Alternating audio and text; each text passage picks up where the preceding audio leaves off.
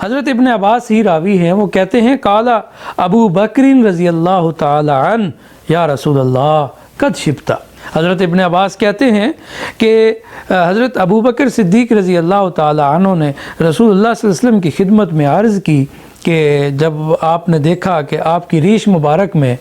سفید بال آ گئے ہیں اور آپ نے اپنے رنج کا، اپنے دکھ کا اظہار کیا، تو عرض کیا قد شبتا، اے اللہ کے رسول آپ بوڑھے ہو رہے ہیں۔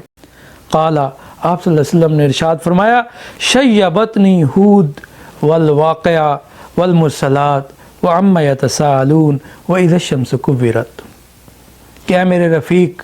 آپ میرے بڑھاپے پر فکر مند ہیں، اپنے رنج کا اظہار کر رہے ہیں، تو مجھے سورہ ہود،